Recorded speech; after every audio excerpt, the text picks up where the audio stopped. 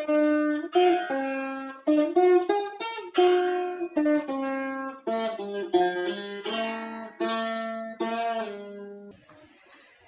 శ్రీ గురుభ్యో నమః. ఓంకారం బిందు సంయుక్తం నిత్యం ధ్యాయంతి యోగినః కామదం మోక్షదం చైవ ఓంకారాయ నమో నమః. సదాశివసమారంభాం వ్యాసశంకరమధ్యమాం అస్మదాచార్యపర్యంతాం వందే గురుపరంపరాం. శంకరం శంకరాచార్యం కేశవం బాదరాయణం సూత్రభాష్యకృతౌ వందే భగవంతౌ పునః పునః. ధ్యానమూలం గురోర్మూర్తిః పూజామూలం గురోః పదం మంత్రమూలం గురోర్వాక్యం మోక్షమూలం గురోః కృపా. హరి ఓం. ఓం భద్రం కర్ణేభిः శృణుయామదేవాः భద్రం పశ్యేమ అక్షభిర్యజత్రాः స్థిరైరంగైः సుష్ఠువాగుంసస్తనూभिः व्यशेम देवहितं यदायुः. स्वस्ति न इन्द्रो वृद्धश्रवाः स्वस्ति नः पूषा विश्ववेदाः स्वस्ति नस्तार्क्ष्यो अरिष्ठनेमिः स्वस्ति नो बृहस्पतिर्दधातु. ॐ शान्ति शान्ति शान्तिः.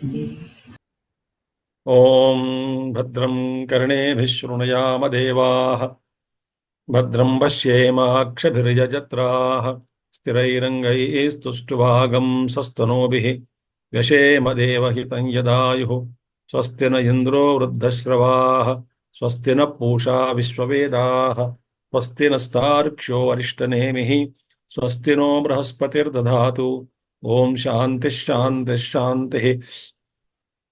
సమస్తజన కళ్యాణే నిరతం కరుణామయం నమామి చిన్మయం దేవం సద్గురుం బ్రహ్మవిద్వరం సద్గురుం బ్రహ్మవిద్వరం. ఈ సృష్టి అంతా కూడా ఆ పరమాత్మ నుంచే ఉద్భవించింది అని చెప్తూ వస్తున్నారు ఉపనిషత్తులో ఆ భాగం మనం ప్రస్తావించుకుంటున్నాం. అంటే అన్నీ కూడా సమస్తం కూడా ఒక్కొక్కటి అందులోంచి ఏమేమి ఉద్భవించాయి అన్నటువంటి విషయాన్ని క్లుప్తంగా మనకు ఉపనిషత్తు కొన్ని మంత్రాల ద్వారా చెబుతున్నది. దీని ఆంతర్యం ఏమిటి మనం నిన్న చూసుకున్నాం. జాగ్రత్తగా వినగలిగితే మీరు ఏం చూసుకున్నాము నిన్న మనం? ఇదంతా కూడా బ్రహ్మ నుంచే ఉద్భవించింది, కారణము బ్రహ్మ. ఆ బ్రహ్మ నుంచి ఉత్పత్తి అయినటువంటి కార్యం అంతా కూడా బ్రహ్మమయమే. కాబట్టి కార్యంగా కనబడుతున్నటువంటిది బ్రహ్మ పదార్థమే. కాబట్టి ఈ నామరూపాలు అనేటువంటివి మిథ్య అంటే ఏమిటి? ప్రతీతి కాలంలోనే మనకి అనుభవంలోకి వచ్చేటువంటివి, చూస్తున్నంతసేపు ఉంటాయి అజ్ఞానం వల్ల. నిజానికి ఆ చూడుట అనేటువంటిది అజ్ఞానం వల్ల జరుగుతున్నది. ఎప్పుడైతే ఈ అజ్ఞానం తొలగిపోతుందో ఈ నామరూపాలు లేకుండా ఉన్నటువంటి బ్రహ్మతత్వమే గోచరిస్తుంది. అంటే ఆ తర్వాత నామరూపాలు గోచరించినప్పటికీ కూడా ఈ నామరూపాలు నాకన్నా బ్రహ్మకన్నా భిన్నంగా లేవు సుమా, ఇదంతా ఒకటే అన్నటువంటి అనుభవంలోకి ఈ సాధకుడు ప్రవేశిస్తాడు, ఆ జీవన్ముక్తుడు అవుతాడు అప్పుడు. కాబట్టి ఇదంతా కూడా చెప్తూ ఇంకా ఆఖరిని శంకరాచార్యులు ఏం చెప్తారంటే భాష్యంలో, ఇదంతా కూడా అందులోంచి ఉద్భవించింది కాబట్టి దీనికి ఈ జగత్ అనేది బ్రహ్మమయమే, జగత్తు కూడా బ్రహ్మకి భిన్నం కాదు సుమా అని మూడు అక్కడ లేవు. జీవుడు, జగత్తు, బ్రహ్మము అనేటువంటి మూడు పదార్థాలు లేవు, ఉన్నది ఒకటే అని అర్థం చేసుకోవాలి. అదే అద్వైత అనుభూతి, అద్వైత జ్ఞానం. ఆ విధంగా చెప్పుకుంటూ వస్తున్నాం మనం. కాబట్టి ఇవాళ 7వ మంత్రం ప్రవేశిద్దాం.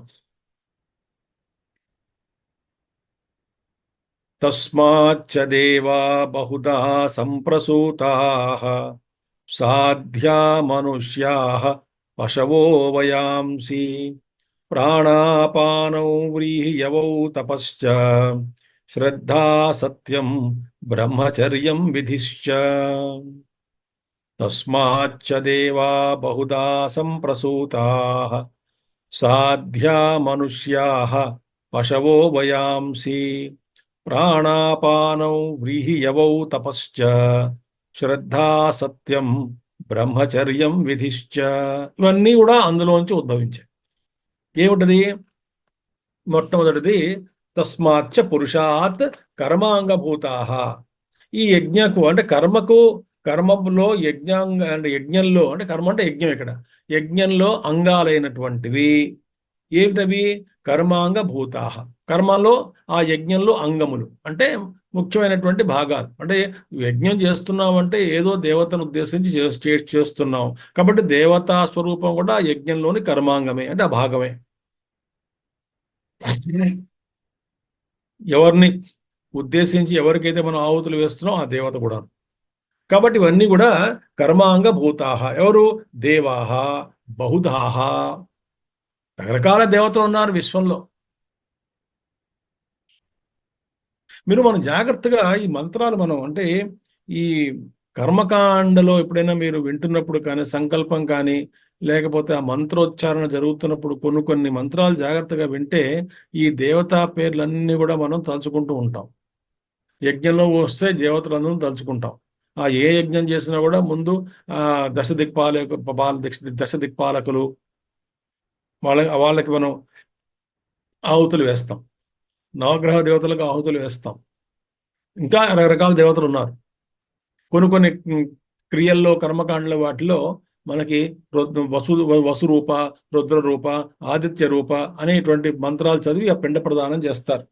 ఇది పితామహ, ప్రపితామహ అని ఈ 3 తరాలు తలుచుకుంటూ ఈ మంత్రాలు మనం వింటూ ఉంటే ఈ దేవతలందరూ కూడా అందులో వాళ్ళ దేవతలను తలుచుకోవడం, వాళ్ళ పేర్లు పెట్టి వాళ్ళని పిలవడం, వాళ్ళ ఆశీస్సులు తీసుకోవడం జరుగుతూ ఉంటుంది కర్మకాండలు.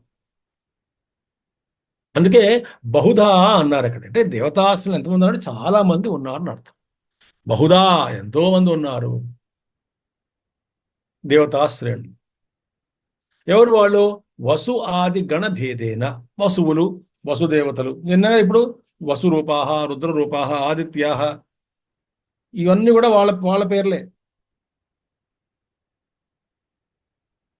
కొంత దేవత వసురూపం అంటాం, కొంత ఆదిత్యం అంటాం, ఆదిత్యులు అంటాం, ఆదిత్య రూపాహ,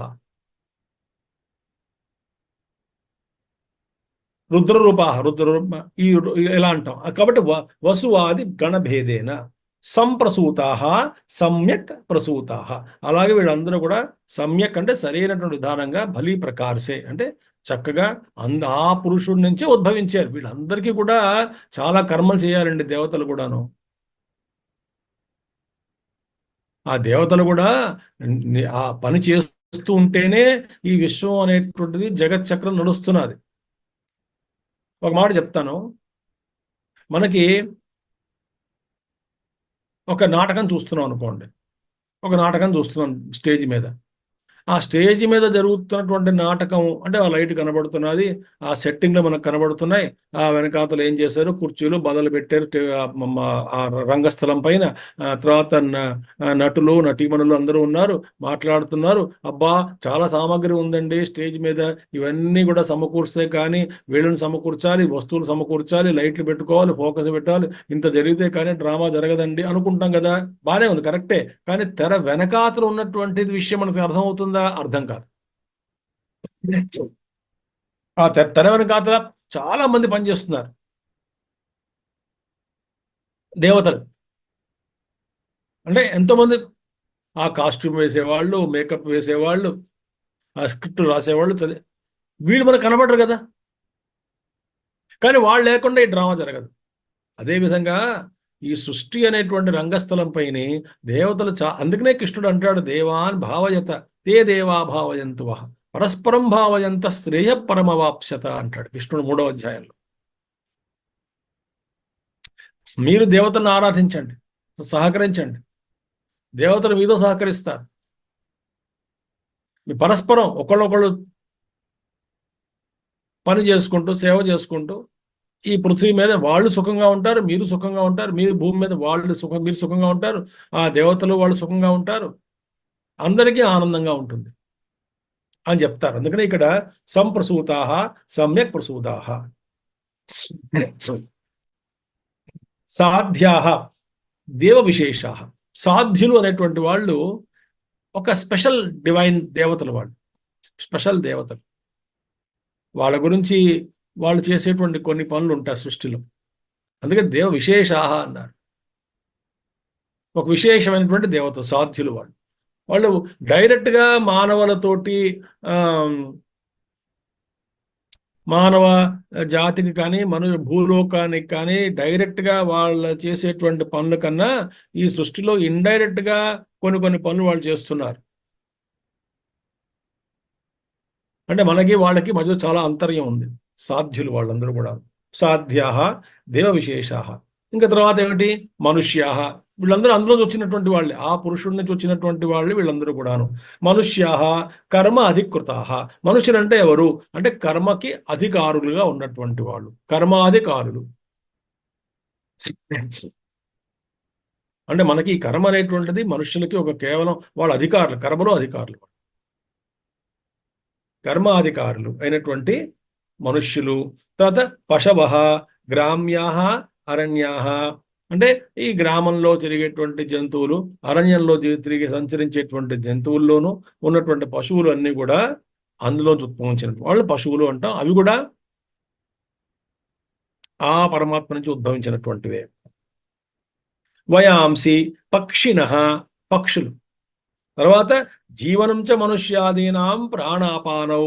మనిషి జీవించడానికి ఏం కావాలి? ఉచ్ఛ్వాస నిశ్వాసలు కావాలి. ఆ ఉచ్ఛ్వాస నిశ్వాసలు కూడా అందులో వచ్చినటువంటివే. ఎందులో వచ్చినటువంటివే?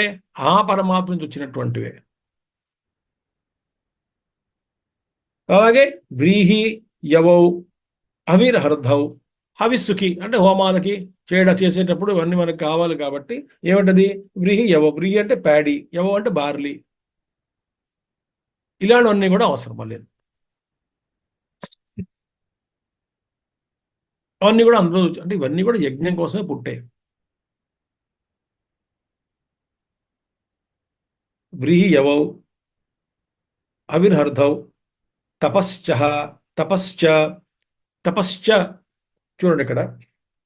తపశ్చ అంటే మొదటిది ఒకటి కర్మాంగము, పురుష సంస్కార లక్షణం, స్వతంత్రం చ ఫలసాధనం. తపస్సు అనేది ఒకటి ఏంటంటే మీకు మామూలుగా ఈ భాష్యం కాకుండా మిగతా అర్థం చెప్తాను మీకు. తపస్సు అంటే చాలా కొంచెం ముఖ్యమైనటువంటి కొన్ని విషయాలు ఇందులో ఉన్నాయి.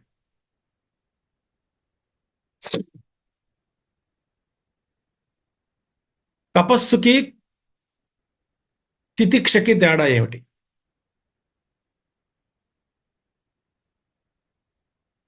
తితిక్ష అంటే ఏమిటి? సహనం, ఓర్చుకోవడం. తపస్సు ఏమిటి? మనం మామూలుగా ఒకరోజు మనకి భోజనం దొరకలేదు అనుకోండి, అంటే ఏదో కారణాల వల్ల భోజనం మనకి లభించలేదు, ప్రయాణంలో ఉన్నామో మొత్తానికి ఎక్కడో అక్కడ, ఆ రోజు మనకి భోజనం పొద్దు నుంచి రాత్రి దాకా భోజనం లేదు, లేదా ఆ రోజే లేదు, మొన్ననాడు ఉదయం మళ్ళీ బ్రేక్ఫాస్ట్ వరకు టిఫిన్ చేసే వరకు వాడికి ఏం దొరకలేదు పాపం. వాడేమంటాడు? నిన్నంతా తపస్సు చేశానంటాడు. నాకు భోజనం చేయకుండా తపస్సు చేశాను, నిన్నంతా పెద్ద తపస్సు నాకు అంటాడు. అది తపస్సు కాదు. అలానే తితిక్ష అంటే తితిక్ష కూడా కాదు. మరి ఎందుకంటే తితిక్ష అనే దానికి ఓర్చుకోవడమే కానీ అప్రతీకారపూర్వకం చింతా విలాపరహితం అని అంటారు శంకరాచార్యులు వారు. తితిక్ష అంటే ఓర్చుకోవడం, ఓర్పు. ఆ ఓర్చుకోవడంలో కూడా చింత లేకుండా, అంటే ఏడవకుండా మనసులో నాకు ఎంత పెద్ద దుఃఖం వచ్చింది, ఇలా కష్టం అనవసరంగా నేను అనుభవిస్తున్నాను, ఏమిటి కష్టం అని కాకుండా భరిస్తున్నాడు. కానీ ఇలాంటివన్నీ భావనలతో భరిస్తున్నాడు. అలా భరించకుండా ఉండగలిగితే తితిక్ష.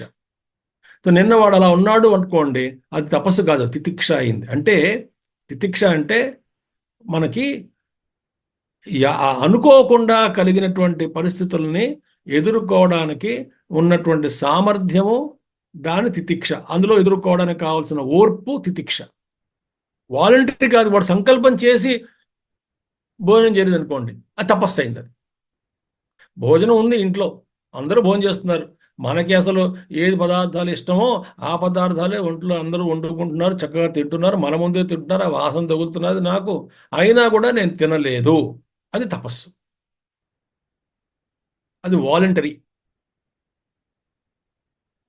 నాకు భోజనం దొరకలేదు, అది తపస్సు కాదు, తితిక్ష, ఫర్బెరెన్స్. అది కూడా ఏడుస్తూ భరిస్తే అది కూడా తితిక్ష కాదు, ఈ తపస్సు. మరో అర్థం చెప్తాను మీకు. తపస్సు అనేటువంటిది మహాభారతంలో చాలా ముఖ్యమైనటువంటి ఒక ఇది వస్తుంది.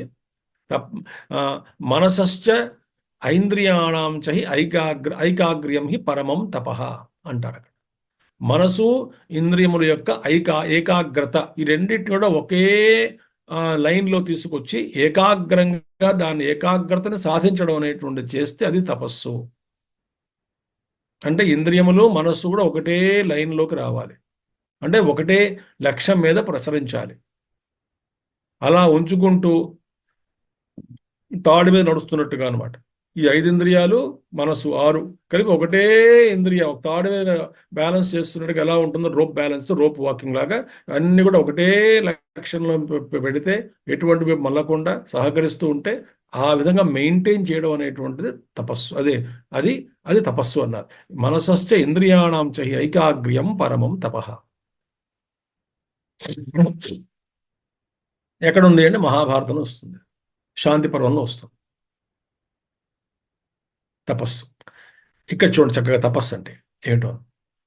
ముందు మీకు తితిక్ష అంటే ఏమిటి అర్థమైంది, తపస్సు అంటే అర్థమైంది. వాలంటరీగా ఎన్నుకొని నేను వారం రోజులు భోజనం చేయను, నీళ్ళ మీద ఉంటాను. ఓ వెరీ గుడ్. నవరాత్రి ఓన్లీ కేవలం ఆ, పళ్ళ మీద బతుకుతాను. వద్దు, ఒకటే పూట తింటాను, పళ్ళు తింటాను. అది తపస్సు. అది సంకల్పం చేసుకుని. తిండి దొరక్క అంటే ఓ బోల్డ్. ఇక్కడ 3 చెప్తారు. ఒకటేమో తపః అంటే కర్మాంగము, మొదటిది. అంటే తపస్సు అంటే యజ్ఞంలో భాగమైనటువంటిది, మొట్టమొదటిది తపస్సు, కర్మాంగం. అని తపస్సు అంటే కర్మాంగం. చూడండి, ఎప్పుడు యజ్ఞం అంటాం, ఆ యజ్ఞం ముందు కూర్చోవాలి. అది ఇంకా పెద్ద పెద్ద యజ్ఞాలు అయితే చాలా అనుష్ఠానాలతో కూడుకుని ఉన్నటువంటిది అయితే ఆ అగ్ని ముందు, వేడి ముందే కూర్చోవాలి. అలాగ వేడి వేడి వేడి వేడి వేడి కూర్చోవడం కష్టం. ఆ వేడి ముందు కూర్చోవాలి, మంత్రాలు సరిగ్గా వింటూ ఉండాలి. ఎక్కడ స్వాహ అన్నప్పుడే ఆహుతి వేయాలి. ఆ ఆహుతులు కూడా ఎక్కడ వేయాలో మనకి చెప్పాంగా ముండకోపనిషత్తులో, ఆ చక్కగా ప్రజ్వలిస్తున్న అగ్నిలో మధ్యలో వేయాలి ఆహుతులు. అది ఆహుతులు మళ్ళీ ఏ ఆహుతి వేయాలో తెలుసుకోవాలి. ఏ దేవతకి ఏ ఉద్దేశించినటువంటి కొన్ని మంత్రాల్లో ఆయా ఆహుతులు ప్రత్యేకించి ఉంటాయి, అవి వేయాలి. సావధానంగా ఉండాలి. ఈ అగ్ని ప్రజ్వలిస్తూ ఉంటుంది, చేస్తూ ఉండాలి, కూర్చోవాలి. అదేమిటి, ఎవరన్నా బలవంతం చేశారా? కాదు. స్వతంత్రంగా నేను చక్కగానే అనుకుని సంకల్పం చేసి కూర్చున్నాను కాబట్టి అదేమిటైంది, కర్మాంగము, తపస్సు అయింది మొదటిది. రెండవది పురుష సంస్కార లక్షణం. పురుష సంస్కార లక్షణం. ఏ తపస్సు అయినా సరే మనకి ఒక మంచి సంస్కారాలు ఏర్పడడానికి తోడ్పడేటువంటిది తపస్సు. ఇలాంటి మీకు మంచి మంచి వ్యాఖ్యానాలు ఎక్కడ దొరకవండి, ఆచార్యుల వారు ఇచ్చారు మనకి ఇవన్నీ కూడా. తపస్సు వల్ల ఏమవుతుంది అంటే మంచి సంస్కారాలు ఏర్పడతాయి. ఆ మంచి సంస్కారాలు ఏర్పడడానికి మనకి అవకాశం వస్తుంది, అదే తపస్సు. అందుకే ఒక 40 రోజులు ఏదో పారాయణ తపస్సు అంటే 40 రోజులు ఓ దీక్ష పూని చక్కగా ఏదో పారాయణ చేసుకున్నాం, అనుష్ఠానం చేసుకున్నాం అంటే ఆ 40 రోజుల యొక్క సంస్కారం మనసులో ఏర్పడుతుంది, ఆ లోపల ఆ సంస్కారాలు చాలా మంచివి. మంచి మంచి సంస్కారాలు మనసులో ఏర్పడాలి. ఆ ఏర్పడడానికి తోడ్పడేటువంటి తపస్సు. ఆ మంచి సంస్కారాల బలం బాగా పెరిగినప్పుడు, తర్వాత చెడ్డ సంస్కారాలు కర్మ ద్వారా క్షీణించినప్పుడు ఈ మంచి సంస్కారాలే ఈ మనిషికి ఆదర్శంగా అయ్యి మనిషిని నడిపించేటువంటి మంచి సంస్కారాలు. ఈ సంస్కారాలు నడిపిస్తాయి, మంచి సంస్కారాలు మంచి దిక్కు నడిపిస్తాయి, సాధనోన్ముఖంగా చేస్తాయి. ఇప్పుడు మీ అందరికీ ఆ సంస్కారం ఉంది కాబట్టి, శ్రవణ సంస్కారం ఉంది కాబట్టి 10 గంటల కంటే 5 నిమిషాల ముందే వచ్చి కూర్చుని అయ్యో క్లాస్ ఉంది వాళ్ళు వినాలి, వేరొక అంటే వేరే పనులు లేవా అంటే ఎవరో వచ్చేవాళ్ళు పోయేవాళ్ళు చెప్పేస్తాం వాళ్ళందరికీ, బాబు ఈ 4 రోజులు మేము దొరకం మీకు, 10 నుంచి 11 ఉపన్యాసం చెప్తారు, ఎవరో వినాలి, మేము ముండకోపనిషత్తు వినాలి, సంకల్పం చేసుకున్నాం. అది తపస్సు. ఈ తపస్సు ద్వారా ఏమవుతున్నది? మంచి మంచి సంస్కారాలు మనలో ఏర్పడుతున్నాయి, జ్ఞానం అనేటువంటిది కలుగుతున్నది. అది రెండవది పురుష సంస్కార లక్షణం. స్వతంత్రంచ ఫల సాధనం. ఇంకోటి ఏమిటి? తపస్సు అనేటువంటిది స్వతంత్రంగా ఫలాన్ని ఇచ్చేటువంటిది. అంటే ఏమిటి? మనం కొన్ని శాస్త్ర సమ్మతమైనటువంటివి, శాస్త్రం విధించినటువంటి తపస్సులు చేయడం అదొక పద్ధతి. ఇది కాకుండా ఒక వ్యక్తి స్వతంత్రంగానే ఒక విధమైనటువంటి తపస్సును కల్పించుకొని దాన్ని ఆచరిస్తాడు. ఏమిటి తపస్సు అంటే ఇది ఎక్కడ ఏ శాస్త్రంలో లేదు, ఎవరు చెప్పలేదు, నాకు కలిగినటువంటి ఆలోచన ఇది, నేను చేస్తాను, ఈ విధంగా నా కోసం చేసుకుంటాను తపస్సు. అప్పుడేమిటి? ఆ ఫలితం తప్పకుండా వస్తుంది ఆ వ్యక్తికి. స్వతంత్రంగా సంకల్పించి సాధనోన్ముఖుడై చక్కగా చేసుకుంటూ వస్తున్నాడు. అది తపస్సే. మరి చాలామంది ఇప్పుడు సైకిల్ మీద దేశమంతా తిరిగి, లేదా ద్వాదశ జ్యోతిర్లింగాలు తిరగాలి సైకిల్ మీద సంకల్పించుకున్నాడు ఎవడో అనుకోండి. ఏది? సైకిల్ మీద తొక్కేసి. మొన్న ఎప్పుడో ఎవరో చూసే మహాత్ముడు ఒక అతను, కేరళ అతను ఎవరో అతను, మొత్తం ప్రపంచం దేశం అంతా తిరుగుతున్నాడు సైకిల్ మీద. చార్ధాం వెళ్ళిపోయాడు అక్కడికి. ఎవరు ఇంటర్వ్యూ చేశారు ఆయన్ని. సైకిల్ మీదే. ఆ సైకిల్ మీద ఏదో పదార్థాలు కట్టుకున్నట్ట, అవే కొనుక్కుంటాడు, అక్కడే వండుకుంటాడు, అన్ని బ్రహ్మాండంగా ఏర్పాటు చేసుకుని తొక్కుకుంటూ వెళ్ళిపోతాడు. పెద్ద ఆయన, అది కూడా తపస్సే కదా అది. మనం చూడండి, ఇక్కడ విజయవాడలో దుర్గమ్మ వారి తపస్సు చేసేటువంటి వాళ్ళు, అయ్యప్ప తపస్సు చేసేటువంటి వాళ్ళు, నార్త్లో కొంతమంది ఇగో ఈ కావడి పట్టుకుని వెళ్తుంటారు ఇక్కడికి. ఇక్కడి నీళ్ళు తీసుకెళ్ళి అక్కడ వేయడం, అక్కడ తీసుకొచ్చి ఇంకొక నీటి చోట వేయడం, నడుచుకుంటూ వెళ్తారు. కావడి టైంలో అసలు మొత్తం ట్రాఫిక్ జామ్ అయిపోతుంది ఇక్కడ నార్త్లో. వేల మంది, లక్షల మంది వస్తారు. మనకి దేశం చక్కగా తపస్సు, అన్నీ కూడా మంచి తపస్సే. ఏ తపస్సు మనకి కించపరచకూడదు, అన్ని తపస్సులే. ఆ సంకల్పం చేస్తున్నాడు, స్వతంత్రంగా చేసుకుంటున్నాడు, కొన్ని విశేషంగా తనకు తాను సంకల్పించుకొని చేస్తాడు. ఈ తపస్సు అనేటువంటిది వల్ల చక్కగా తపస్సు చేస్తే సంస్కారాలు, మంచి మంచి సంస్కారాలు కలుగుతాయి, అవి బలపడతాయి, అవే మనకి మార్గాల్ని చూపిస్తాయి. మనకి ఒకసారి 1988లో 1988 గురుదేవులు మా స్వామి చిన్మయానంద వారు క్యాంప్ జరిగింది అక్కడ సిద్ధబరిలో. సిద్ధబరి అంటే మాకు హిమాచల్ ప్రదేశ్లో ఉంటుంది. అది స్వామి చిన్మయానంద సమాధి ఉంది అక్కడ, ధర్మశాల దగ్గర. చాలా బాగుంటుంది, పెద్ద ఆశ్రమం. ఆ రోజులో అసలు ఇంకా ఇప్పటికీ అరణ్యంగానే ఉంటుంది, బాగుంటుంది. ఆ 88లో వెళ్ళినప్పుడు ఉపన్యాసాలు వింటున్నాను ఆయనవి. చాలామంది క్యాంపుకి వచ్చారు, 300 మంది 400 మంది వచ్చారు క్యాంపుకి. అప్పుడు నేను ప్రశ్న అడిగాను ఆయన, గురువు గారిని లోపల కూర్చొని. నాకు బాగా బాధిస్తుంది ఆ ప్రశ్న. ఏమిటా ప్రశ్న? అయ్యా గురువుగారు, స్వామీజీ, గురుదేవ్, బుద్ధి కర్మానుసారిణి అంటారు కదా,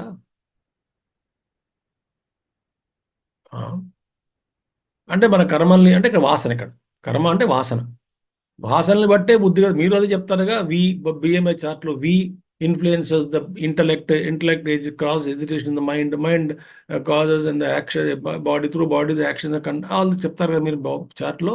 ఇప్పుడు intellect it self when it is conditioned by వి అంటే ఆయన చార్ట్లో, బిఎంఐ చార్ట్లో వి అంటే వాసనాసన అర్థం. అక్కడ అంటే కర్మ బీజములు, సంస్కారములు,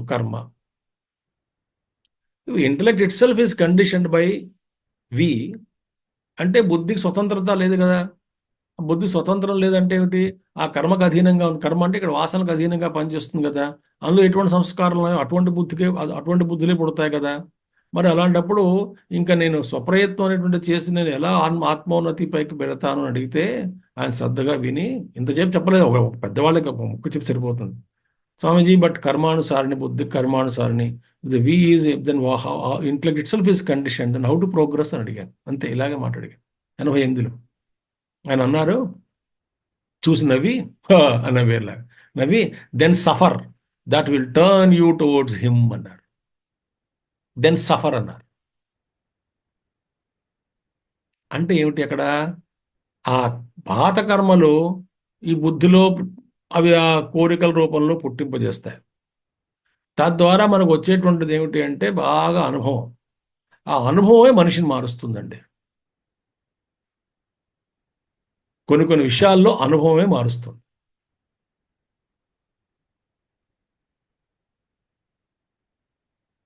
పరోక్ష అనుభవం మార్చదు. మన అపరోక్ష అనుభవమే అంటది మారుస్తాయి. మా వ్యక్తిని మారుస్తుంది.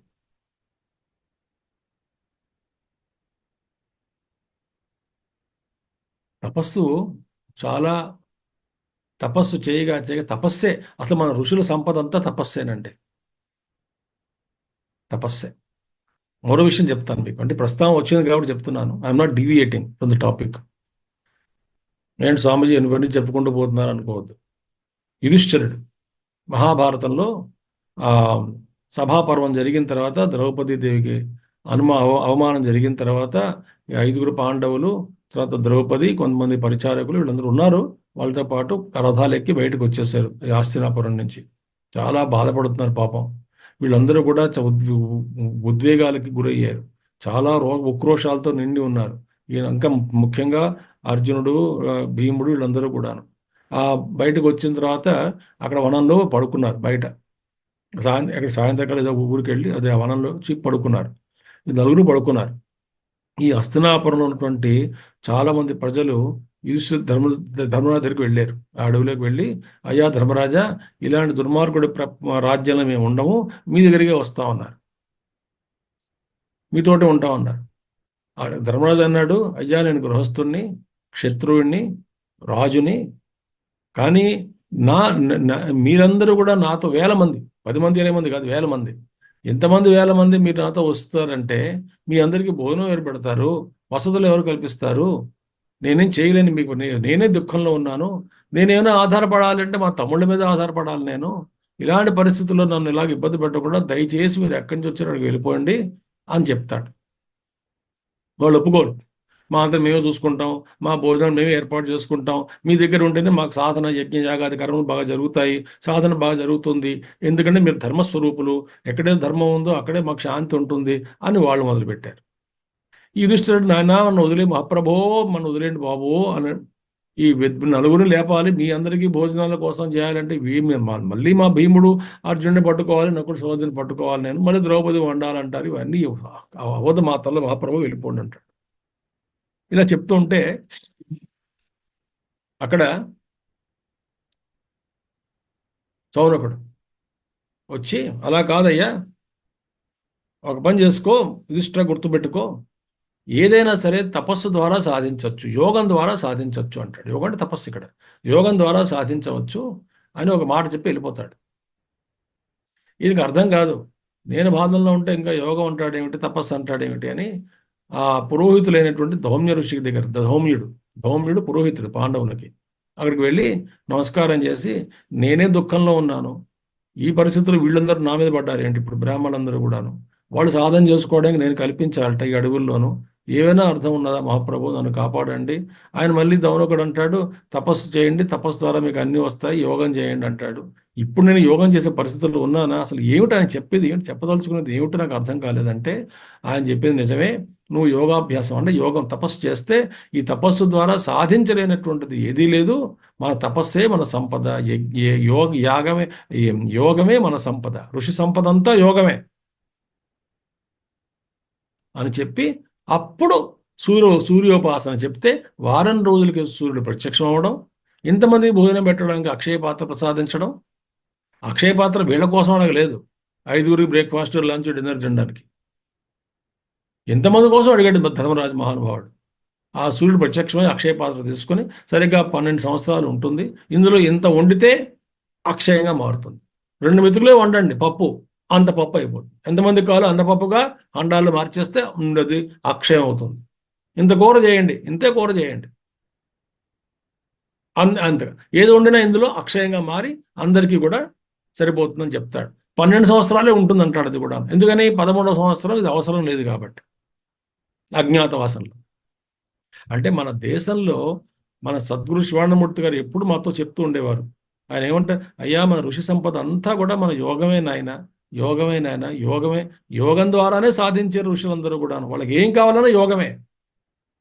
తపస్సు యోగం. మీకు కొంచెం టైం కావాలని చెప్తాను మీకు. ఇంకో విషయం, ఓ బ్రహ్మచారి గారు ఉండేవారు, ఆయన వెళ్ళిపోయారు మాతో పాటు ఉండి చదువు. ఆయనకి ఏదో క్యాన్సర్ వచ్చింది. అప్పుడు మా ఆయన గురువుగారిని కలిసే ఉన్నాను 3 సార్లు అంత ముందు కూడాను. నేను ఫోన్ చేశాడు ఆయనతోటే, మెడ్రాస్లో ఉండగా ఫోన్ చేసి గురుగారికి ఫోన్ చేశాను, శివామూర్తి గారికి చేసి, అయ్యా గురుగారు ఈయన మనకి నిన్ను కలిసాడు అదే బ్రహ్మచారి గారు ఈయన పేరు, ఆయన తెలుసు కదా మీకు. ఆయన క్యాన్సర్ వచ్చింది మాట్లాడతారట, డాక్టర్లు 3 నెలలు అని చెప్పారు అని చెప్తే, ఫోన్ చేసి ఆయన ఏమన్నట్టు వీడు విన్నాడు, ఈ బ్రహ్మచారి గారు విన్నారు. విని నవ్వుతూ ఫోన్ పెట్టి అయిపోయింది, ఫోన్ పెట్టేశాం. అయిన తర్వాత ఏమన్నారు అన్నాను. ఇది ఎప్పుడు 22 ఏళ్ళ క్రితం, 20 ఏళ్ళు నిండిపోయింది సంఘటన జరిగి, 20 ఏళ్ళు జరిగింది, 20 ఏళ్ల క్రితంది.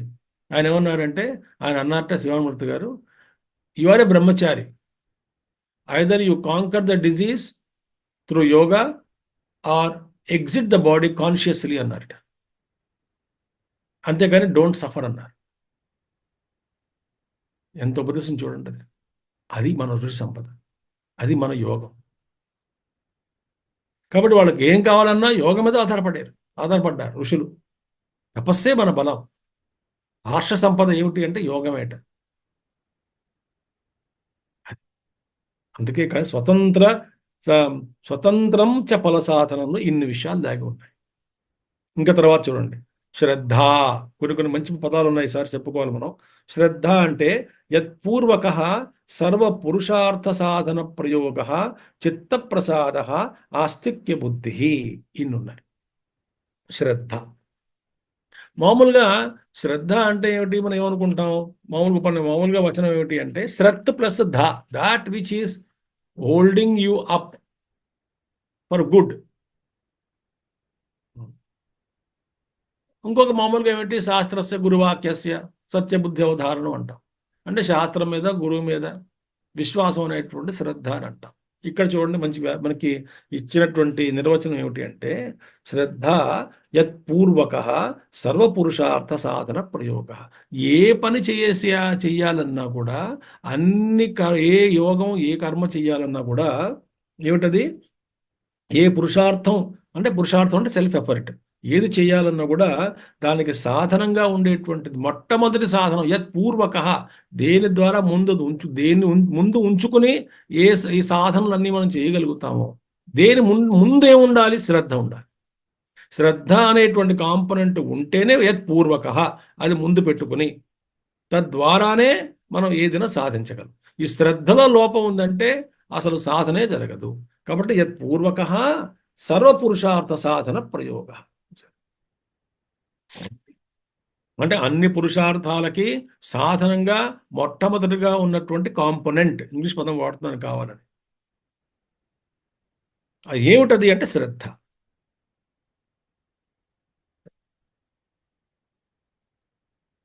ఆ శ్రద్ధ లేకపోతే ఏమి పని చేయలేం.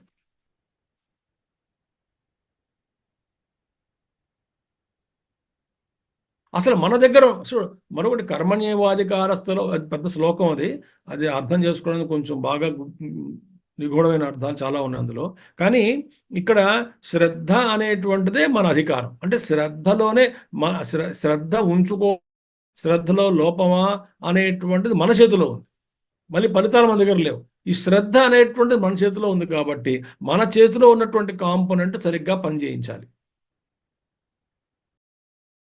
అని నా కర్తకు సంబంధించినటువంటి విషయం వరకు, కర్తకు సంబంధించిన దాంట్లో సందేహం లేదు. నెంబర్ 1.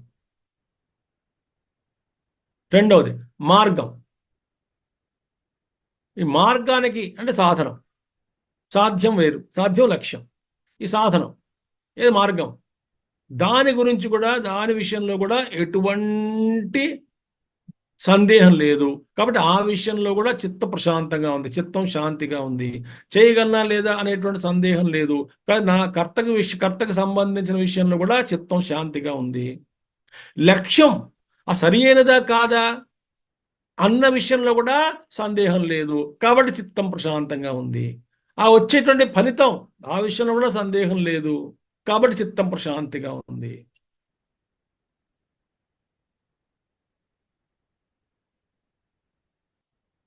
కాబట్టి చిత్తప్రసాద, చిత్తప్రసాదాన్ని కలిగించేటువంటిదే శ్రద్ధ. శ్రద్ధ ఉంటే చిత్తప్రశాంతత వస్తుంది. మూడవది ఏమిటి? ఆస్తిక్య బుద్ధి. అంటే వేదములు ఆస్తిక్య బుద్ధి మామూలుగా చెప్పుకోవాలంటే వేదం మీద నమ్మకం ఉన్నటువంటి, శాస్త్రం మీద నమ్మకం ఉన్నటువంటి వాడు, శాస్త్రాన్ని బోధించినటువంటి గురువు మీద నమ్మకం ఉండడం అనేటువంటిది ఆస్తిక్య బుద్ధి. మనకి మార్గదర్శకం చేస్తున్నారు ఎవరో, వారి యందు కూడా మనకి పూర్ణమైనటువంటి నమ్మకం, విశ్వాసం ఉండాలి. అది శ్రద్ధ అంటే. కాబట్టి ఏ పని ప్రారంభం చేసినా శ్రద్ధ అనేటువంటిది ఫస్ట్ కాంపోనెంట్. దాని ముందు పెట్టుకునే మొదటి మెట్టు వేయాలి. అది లోపల పెట్టుకునే మొదటి మెట్టు వేయాలి, మొదటి అడుగు వేయాలి. అది అండి శ్రద్ధ అంటే. అదొకటి. ఇది ఎక్కడి నుంచి వచ్చింది? మళ్ళీ అది నుంచి వచ్చింది. అంటే శ్రద్ధ అనేటువంటిది ఏమిటి, దాన్ని ఎలా ఆచరించాలి, దాన్ని ఎలా అభ్యాసం చేయాలి అన్న విషయం కూడా ఆ పురుషుడి నుంచి వచ్చినటువంటిదే. చూసారా? తథా సత్యం. ఇంకా సత్యం. సత్యం అంటే ఏమిటి? అనృతవర్జనం, యథాభూతార్థవచనం, వచనం చ అపీడాకరం. మూడు ఉన్నాయి ఇక్కడ. అనృతవర్జనం మొట్టమొదటిది అసత్యం పలకకుండా ఉండడం.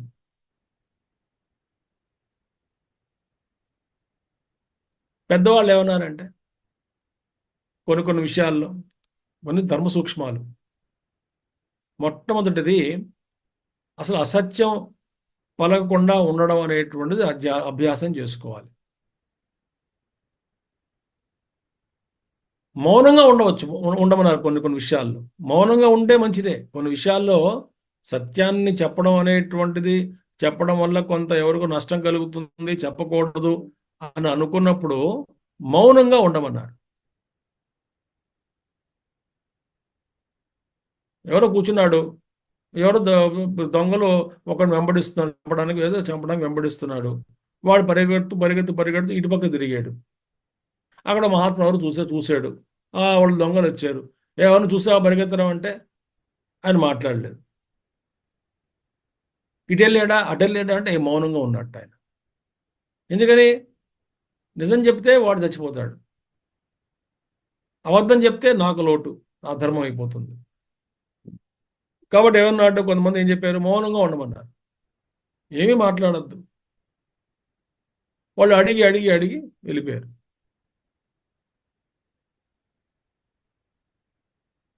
అంటే ఇవన్నీ కూడా డిబేటబుల్. ఇవన్నీ డిబేట్ చేయొచ్చు.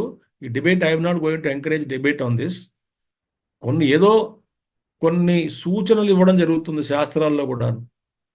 మీరు మీ తెలివిని ఉపయోగించి ఆ స్థితిలో ఎలా ఉండాలో అలా ఉండాలి. మీ ఈశ్వరుడు ఉన్నాడు, మీ హృదయంలో ఉన్నటువంటి ఈశ్వరుడు ఆ బుద్ధికి ఆలోచన కలిగిస్తే తదనుగుణంగా వ్యవహరించాడు. అంతేకాని ఒక చర్చ పెట్టుకోవడం, కొట్టుకోవడం, అరుచుకోవడం, ఇవన్నీ ఇలాంటి సంబంధించిన విషయాలు, అలాంటి కష్టం, సూక్ష్మమైనటువంటి విషయాలు ఇవన్నీ కూడా. అనృత వర్జనం మొదటిది.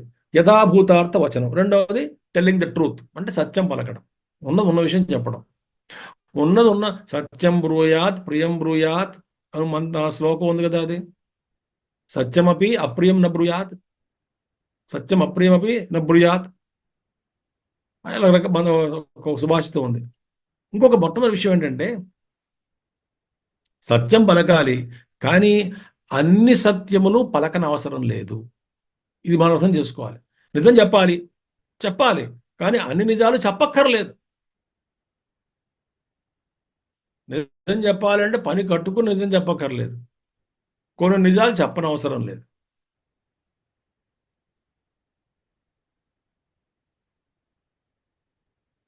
Every truth need not be spoken, it may be truth. ఒకవేళ చెప్పాల్సి వచ్చినా కూడా అపీడాకరం అంటే బాధ కలిగించకుండా చెప్పగలిగితే చెప్పండి.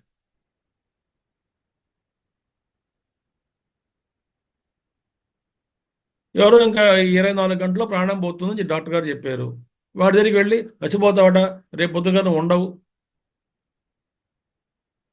అని చెప్పి వాడిని ఎప్పుడు చెప్పకుండా, ఆ విషయం అవసరం లేదు.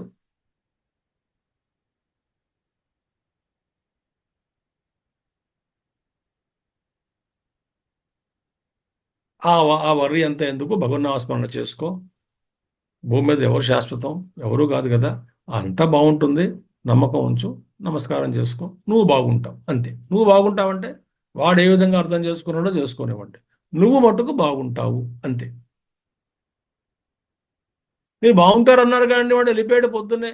ఆ, బాగుంటా, వాడు బాగుంటాడు, వాడు ఎక్కడున్నా సరే, శరీరంలో ఉన్నా లేకపోయినా వాడు ఆరోగ్యంగా ఉండాలి, మానసిక ఆరోగ్యం ఉండాలి, తృప్తిగా ఉండాలి, శాంతిగా ఉండాలి. అది నేను కోరుకున్నది.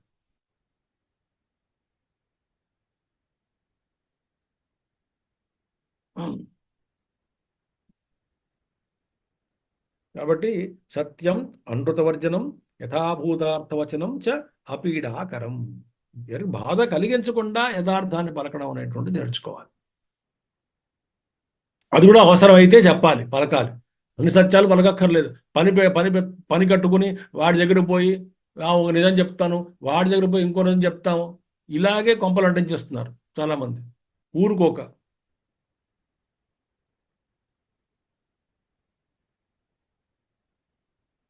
బ్రహ్మచర్యం మైథున అసమాచార. మైథునం అసమాచార, మైథునాన్ని వర్జించడం అనేటువంటి ఇది కూడా మా చక్కగా గురుదేవులు చక్కటి మంచి ఇస్తారు. బ్రహ్మచర్యం అంటే ఏమిటంటే అతి సర్వత్ర వర్జయేత్. ఇప్పుడు గృహస్థుడికి బ్రహ్మచర్యం ఎలాగండి అంటే అతి సర్వత్ర వర్జయేత్, అదొకటి. ఇవన్నీ ఎవరికి ఇచ్చింది? యతి ధర్మాలు. యతి సన్యాసికి ఔపచారిక రూపంలో సన్యాసాశ్రమం స్వీకరించినటువంటి వాడు పాటించాల్సిన విషయాలు ఇవి. గృహస్థ ధర్మంలో అతి సర్వత్ర వర్జయేత్ అనేటువంటి సూత్రాన్ని అవలంబించి జీవించాలి గృహస్థుడు. అది కూడా ప్రజాపతి కార్యము, అదొక యజ్ఞం కూడా. అది ఉపనిషత్తులే చెప్తాయి. శంకరాచార్య గారు చెప్పారు ఉపనిషత్తు భాష్యంలో, సంతానం కలిగించడానికి ప్రయత్నం చెయ్యాలి అన్నారు. ఎవరికి అది ధర్మం? గృహస్థుడి ధర్మం అది.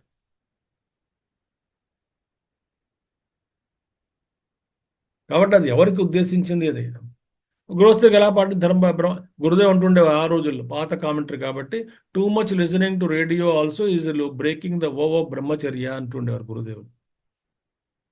ఇప్పుడు టూ మచ్ మొబైల్ ఏమిటి అసలు? నాన్న దరిద్రంగా two two two two two two two two two two two two too much అయిపోయింది ఆ మొబైల్ తోటి. అలాగే టీవీ అని, మల్టీమీడియా అని, లేకపోతే ఈ యొక్క ఇన్స్టాగ్రామ్ అని, ట్విట్టర్ అని, నానా రభస గందరగోళం. పాప ఆ వాట్సాప్లో చెత్త.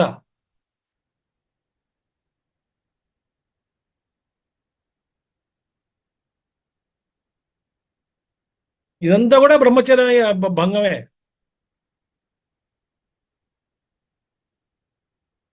విధిశ్చ, విధులు అంటే యజ్ఞ నిర్వహణలో అనేక రకాల విధులు ఉన్నాయి, అంటే విధానాలు ఉన్నాయి, విధి వాక్యాలు ఉన్నాయి. ఇలా చెయ్యి, ఇలా చెయ్యి, ఇలా చెయ్యి, ఇలా చేయకూడదు, విధి వాక్యాలు ఉంటాయి.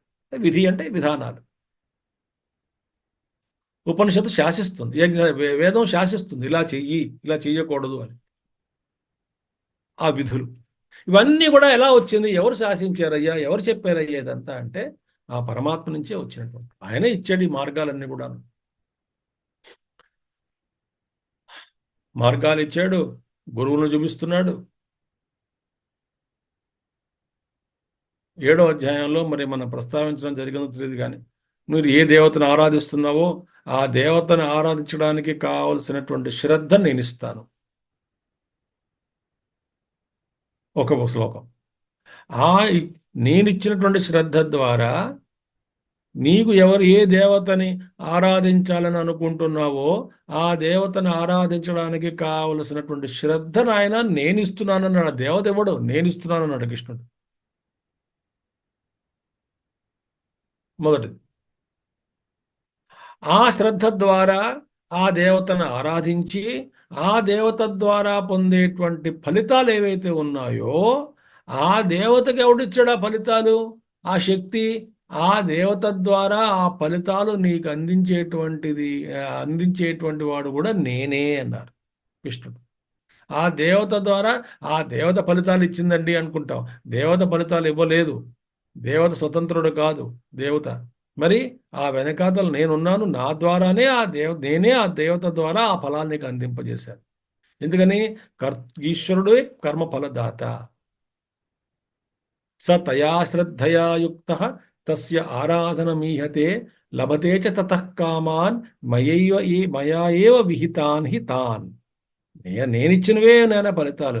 అంటే ఒక పక్క శ్రద్ధనిచ్చేది ఈశ్వరుడే, ఆ ఫలితాలు ఇచ్చేటువంటి వాడు పరమాత్మే, ఈ విధి విధానాలను ఏర్పరిచినటువంటి వాడు పరమాత్మే. అన్నీ కూడా ఆ పురుషుడి నుంచి వచ్చినటువంటివే. ఇది మంత్రం. ఇంకా 8వ మంత్రం కించ, మరియు ఇంకా ఏమిటి వచ్చాయి? ఇంద్రియాలు కూడా అన్నీ అక్కడి నుంచి వచ్చినటువంటివే, ఆయన నుంచి వచ్చినటువంటివి అన్నీ కూడా. ఏమిటది? సప్త ప్రాణాః ప్రభవంతి తస్మాత్ సప్తార్చిషః సమిధః సప్త హోమాః సప్త ఇమే లోకాః యేషు చరంతి ప్రాణాః గుహాశయా నిహితాః సప్త సప్త. సప్త ప్రాణాః ప్రభవంతి తస్మాత్ సప్తార్చిషః సమిధః సప్త హోమాః సప్త ఇమే లోకాః యేషు చరంతి ప్రాణాః గుహాశయా నిహితాః సప్త సప్త. సప్త ప్రాణాః ప్రభవంతి. నెక్స్ట్ ఇంకోటి ఏమిటి? ఇప్పుడు ఈ పుస్తకంలో భాష్యంలో చెప్తారు, సప్త శీర్షణ్యాః ప్రాణాః తస్మాదేవ పురుషాత్ ప్రభవంతి. ఇక్కడ ప్రాణము అంటే ఇంద్రియములు అని అర్థం. మొట్టమొదటి ప్రాణము అంటే ప్రాణం కాదు, ఇంద్రియములు. ఇంద్రియం మొట్టమొదటి అర్థం చేసుకోవాల్సింది ఏమిటి? ఇక్కడ ప్రాణము అనే శబ్దానికి ఇంద్రియములు అని అర్థం. శీర్షణ్యా ప్రాణా అంటే శిరస్సులో, ముఖంలో ఉన్న, ముఖ భాగంలో ఉన్నటువంటి ఇంద్రియములు. ఎన్ని? 7. అదేమిటండి, 5 కదా ఇంద్రియాలు ఉన్నాయి. శబ్ద స్పర్శ రూప రసగంధ అంటే వాటికి గ్రహించడానికి 5 ఇంద్రియాలు ఉన్నాయి. చెవు, కన్ను, ముక్కు, నోరు, చర్మము, ఇవే కదా ఉన్నాయి. 5 ఇయర్స్ నోస్ టంగ్ స్కిన్, ఇవే కదా ఉన్నాయి. 7 ఎలా ఉన్నాయంటే, ఇప్పుడు ఉపనిషత్తు ఏముందా అంటే 2 కళ్ళు తీసుకుంది, 2 ముక్కు రంధ్రాలు, 2 చెవులు 6, 1 నోరు, ఇలా 7. ఆ నోట్లోనే స్పర్శ కూడా వచ్చింది, రుచి వచ్చింది, స్పర్శ వచ్చింది. స్పర్శలాగా గాలి తగిలిన స్పర్శ తగులుతుంది, శబ్దం తగులుతుంది. చెవులు కూడా గాలి తగులుతుంది కదా, అది కూడా గాలిలో శబ్దం ఉంది కదా. అలా అది కూడా శబ్దగ్రహణం ముఖ్యం, స్పర్శ కూడా కలుగుతుంది. అక్కడ నువ్వు నోటి తింటాం, స్పర్శ కలుగుతున్నది. కాబట్టి 5 కూడా 7గా తీశారు. 2 రంధ్రాలు, కళ్ళు 2, ముక్కు నాసికాలు 2 రంధ్రాలు, చెవులు 2 కన్నాలు, మొత్తం 7. ఈ నోరు ఒకటి కలిపి 7. ఈ సప్త శీర్షణ్యా ప్రాణా తస్మాదేవ పురుషాత్ ప్రభవంతి. ఈ 7 ఇంద్రియములు కూడా ఆ పురుషుడి నుంచే ఉద్భవించాయి. కొన్ని జాతులు, కొన్ని జంతువులకి అన్ని ఇంద్రియాలు లేవుగా, 5 ఇంద్రియాలు లేవు కదా. కొన్ని జంతువుల్లో ఉన్న కొన్ని వాటికి 1 ఇంద్రియం, కొన్ని 2 ఇంద్రియాలు, కొన్ని 3 ఇంద్రియాలు.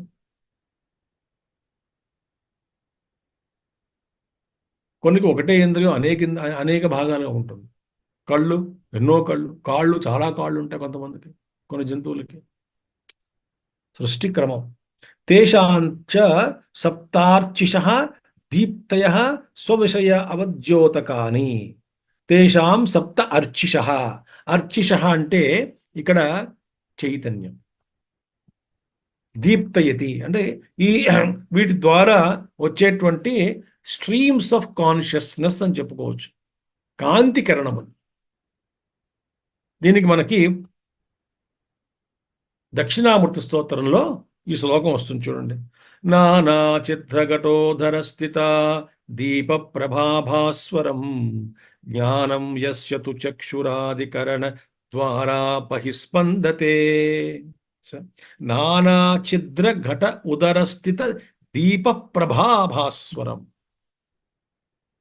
ఓ కొండ ఉంది, ఆ కొండలో ఆ కన్నాలు పెట్టాం, 7 కన్నాలు పెట్టాం. 7 అనుకుందాం, 7 కన్నాలు పెట్టాం, గుండ్రంగా కన్నాలు పెట్టాం, చిన్న కన్నాలు, రంధ్రాలు పెట్టాం.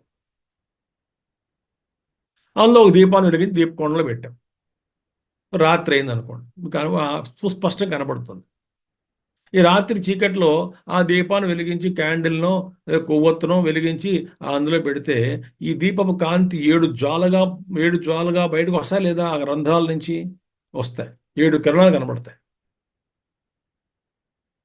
అదేవిధంగా జ్ఞానం యస్యతు చక్షురాధికరణ ద్వారా బహిస్పందతే.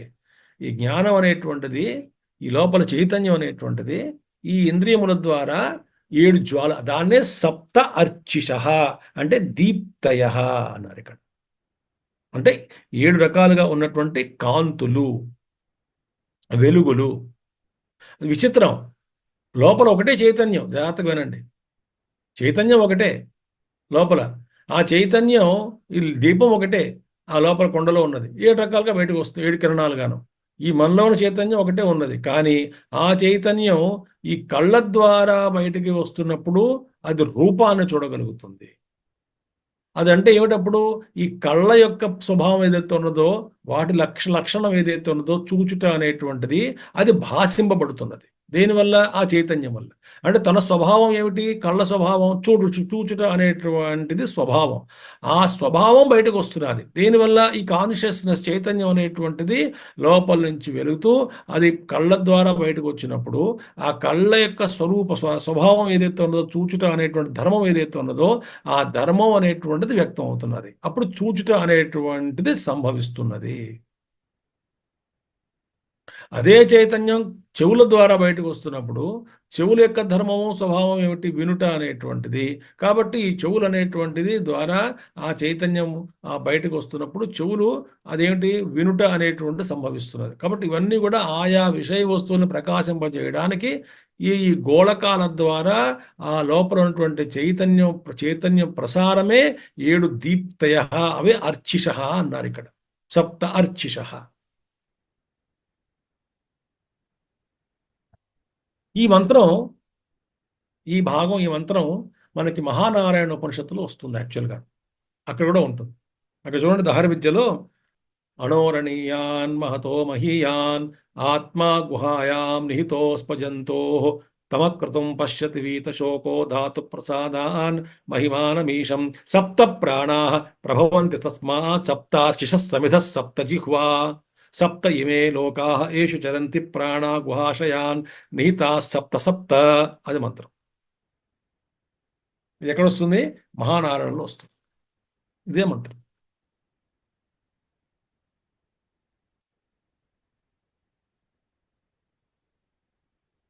సో ఈ సప్తార్చిష దీప్తయ స్వవిషయ అవజ్యోతనాని, తమ విషయ వస్తువుల్ని ప్రకాశింపజేస్తుంది. ఈ జ్వాలలు వెళ్ళి ప్రకాశిస్తాయి. తద్వారా మనకి ఆ విషయ వస్తువు యొక్క జ్ఞానం కలుగుతుంది.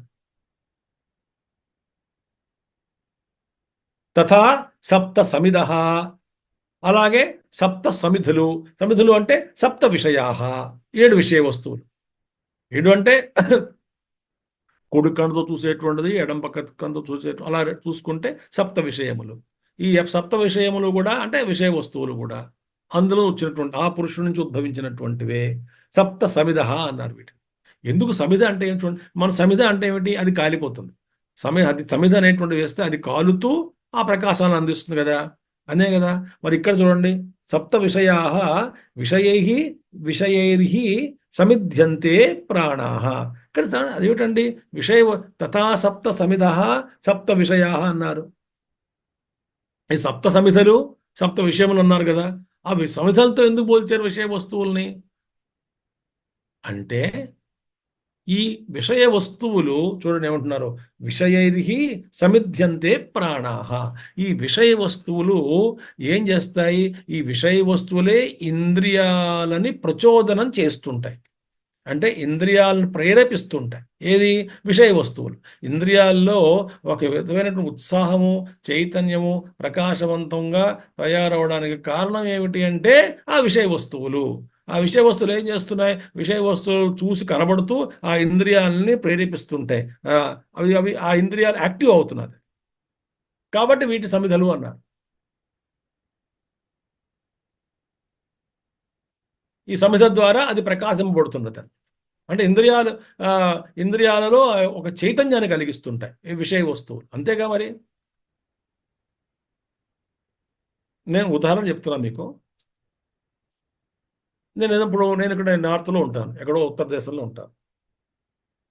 ఇక్కడ మన ఇక్కడ ఆహారాలు వేరుగా ఉంటాయి, పదార్థాలు వేరుగా ఉంటాయి. నేను ఈ ప్రాంతానికి వచ్చి సుమారు 20 సంవత్సరాలు అవుతున్నది కాబట్టి, 19 సంవత్సరాలు నిండిపోతున్నాయి కాబట్టి, ఇక్కడ నా ఆహారం ఇక్కడ వాటికి అలవాటు పడ్డాం. అలా నా చిత్తంలో ఆ తెలుగు భోజనాలు కానీ లేకపోతే తెలుగు వంటలు కానీ లేవా అంటే ఎక్కడో దాగి ఉన్నాయి చిత్తంలో, కానీ అవి గుర్తుకు రావు, అవి గుర్తుకు రావు. కానీ నేను ఒకసారి ఎప్పుడో ఎక్కడో ఏదో ప్రయాగరాజ్లోనే ఎక్కడో ఉన్నాను. వాటిలో ఉపన్యాసాలు ఇవ్వడానికి టెంట్స్లోను పెద్ద చాలా కాస్ట్లీ ఎవరెవరో పిలిచారు గెస్ట్ కింద, వీళ్ళు ఉపన్యాసాలు ఇచ్చడానికి వెళ్ళాను. అక్కడ ఏదో చేస్తుంటే తెలుగులో ఆ వంట పదార్థం పెడతారుగా, ఒక ఇంగ్లీష్ అక్షరాలతోటి తెలుగు వంటకం పేరు పెట్టాడు అక్కడ వాడు. వాడిని పిలిచాను షెఫ్ని. నమస్కారం స్వామీజీ అన్నాడు. ఇదేంటి నాయన నువ్వు తెలుగు ఇంగ్లీష్లో రాసావు తెలుగు వంటకం పేరు అంటే, ఇది తెలుగు వంటకం పేరే, నాకు ఇంగ్లీష్లో నాకేం పేరు తెలియదు, అదే పెట్టాడు తెలుగు పేరు, చక్కగా అచ్చ తెలుగులో పేరు పదార్థం పెట్టాడు అక్కడ. భలే ఉన్నారో నేను అనుకున్నాను. అప్పుడు అలాంటి ఆ పదార్థాలు చూసినప్పుడు ఒక్కసారిగా నాకు ఆ మదిలో ఆ స్మృతులు కలుగుతుంది కదా, నాకు ఇది తిని చాలా కాలం అయింది, ఆ ఇంద్రియం ఒక్కసారి బయటకు రావచ్చు. నేను గమనిస్తుంటాను కాబట్టి లోపల ఏమవుతుందో అది వేరే విషయం. కానీ ఇంద్రియాలు ఒకసారి ఇది వచ్చిందా, ఇది తిని ఎంతకాలం అయిందో అనిపిస్తుంది కదా. అది అంటే అది సమిధలు. ఆ ఇంద్రియ విషయ వస్తువులు సమిధలుగా ఆయా ఇంద్రియాలను ప్రేరేపిస్తూ ఉంటాయి, జ్వలింపజేస్తుంటాయి అని అర్థం. అంటే ఇంద్రియాలను జ్వలింపజేసేటువంటివి ఆ విషయ వస్తువులే, అది చెప్తున్నారు ఇక్కడ. సప్తహోమాహ తద్విషయ విజ్ఞానాన్ని. సప్తహోమాలు 7 ఆహుతులు. ఏమిటి? ఆ విషయ విజ్ఞానం, ఆ విషయ వస్తువుల యొక్క జ్ఞానమే ఆహుతులు. ఆ ఆహుతుల ద్వారా ఇది మనకి భగవద్గీతలో వస్తుంది 4వ అధ్యాయంలో. ఏం చేస్తుంది? ఈ విషయ వస్తువులు, ఆ మనసు ఉంది, మనసు అనేటువంటి అగ్నికొండంలో ఈ విషయ వస్తువులు ఏం చేస్తుంటాయి? ఒక్కొక్క విషయ వస్తువు స్వాహ స్వాహ స్వాహ అని వస్తుంటుంది. ఇంద్రియాలు బయటికి వెళ్ళి ఆ విషయ వస్తువులు ఇంద్రియాల ద్వారా మనం ప్రవేశించి ఆ మనసు అనేటువంటి హోమగుండంలో స్వాహ వేస్తాయి.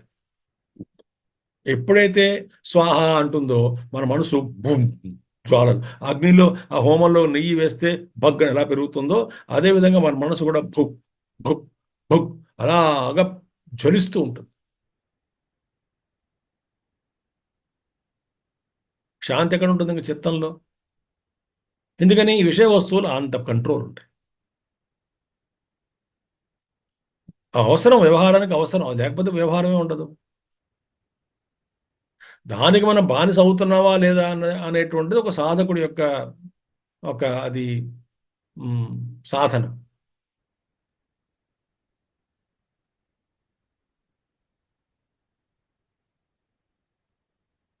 చెడు చూడకూడదంటే కళ్ళు పొడి చూసుకుంటావా? ఎక్కడ మంచి ఉంది అక్కడ చెడు ఉంటుంది, ఎక్కడ చెడు ఉంది అక్కడే మంచి ఉంది. అందుకు వివేక బుద్ధి కావాలంటారు. సప్తహోమః తద్విషయ విజ్ఞానాన్ని యదస్య విజ్ఞానం తజ్జుహోతి. అది ఆ విజ్ఞానం అనేటువంటిదే ఆ విజ్ఞానాన్నే ఆహుతి చేస్తున్నాడు అని మహానారాయణంలో వస్తుంది. ఇది శృతి అంతరాత్. ఈ విధంగా శృతి అంతరాత్ మహానారాయణలో చెప్పడం జరిగింది. కించ సప్త ఇమే లోకాహ. ఈ విధంగా చెప్పుకుంటూ మనం ఈ భాగం రేపు చెప్పుకుందాం. కించ సప్త ఇమే లోకాహ. ఈ విధంగా వస్తున్నాయి అన్ని. ఇప్పటిదాకా మనం ఏం చూస్తే అందులో ఇంద్రియాలు, అదే సప్త ప్రాణాలు, తర్వాత అందులో వచ్చినటువంటి సప్తార్చిషలు, తర్వాత సప్త సమిధలు, తర్వాత సప్త హోమములు అన్నీ కూడా అందులోంచి వచ్చినటువంటివి, ఆ పురుషుడి నుంచి వచ్చినటువంటివి.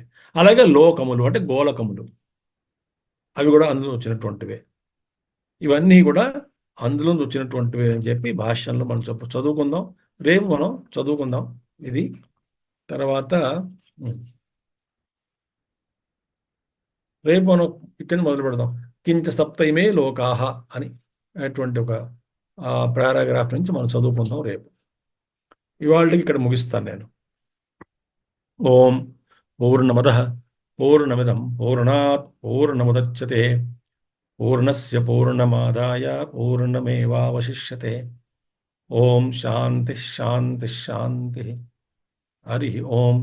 శ్రీ గురుభ్యో నమః. హరి ఓం. సద్గురునాథ్ మహారాజ్ కీ జై. సమస్త గురు పరంపరాయ నమః. ఓం తత్సత్. శుభం. స్వస్తి.